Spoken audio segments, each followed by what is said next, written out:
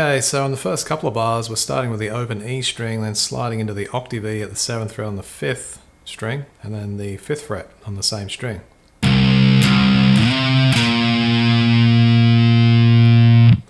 What we're going to do after this is move into the, well, we are in the 5th position anyway here, but we're going to go to the 6th fret, hammer to 7 on the E string, and then we're going to do this little sequence around the A back to the E string. So it's... I think their middle finger is probably a better option. So when you get to the end of the 3rd bar, use your middle at the 3rd fret. Can't remember really what I was doing in the introduction because it tends to vary.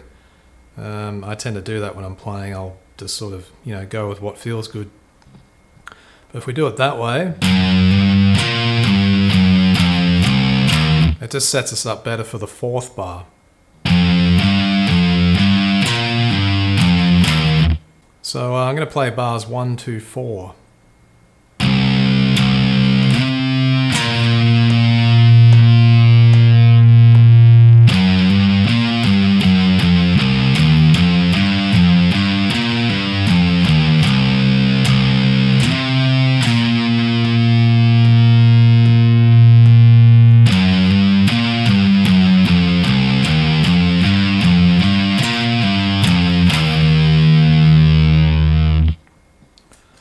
Now in the 5th and 6th bar, that's the same as bars 1 and 2.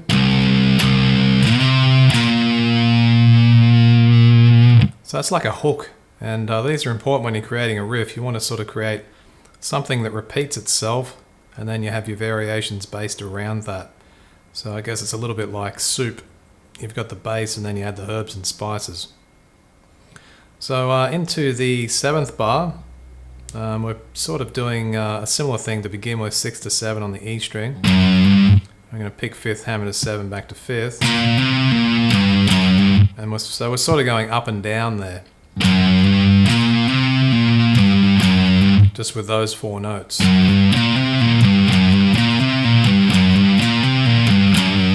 That's the tritone there, the B flat and the blues scale.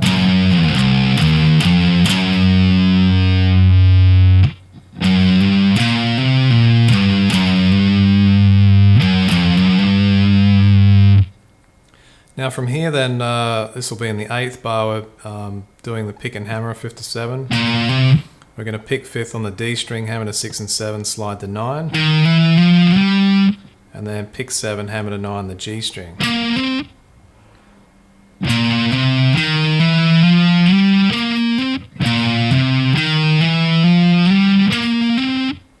Here's bars 7 and 8.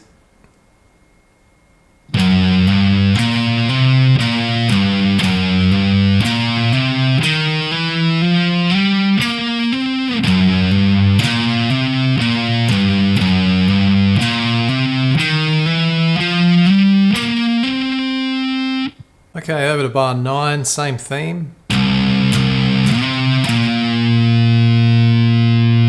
And we're going to repeat what we did in bar 3.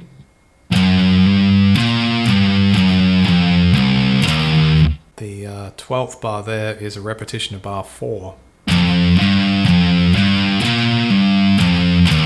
So in the 10th and 11th and 12th bars, it'll sound like this, same as bars 3 and 4.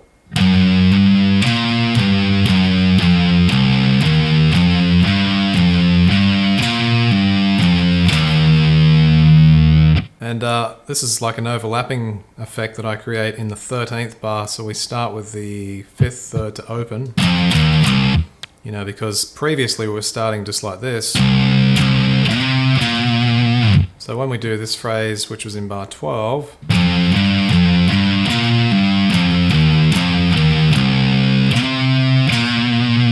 it just sort of adds a bit of variety, but it sort of just puts the listener off a little bit, but in a good way. So you've still got the, but instead of just starting, you start like this instead. So it almost acts as a pretty decent substitute for an odd time signature. Okay, from that point then we've got a quicker hammer-on thing in the 15th bar, with the rest are 8th notes. And we're into the 7th position. We're going to start on the 8th fret B string, back to 9 on the G string, 7 on G string. We're going to hammer to 9, slide up to 14, pull off to 12. So it's... Actually, pick the 12th fret. 14 on the D string, back to 12. So here's bars 15 and 16.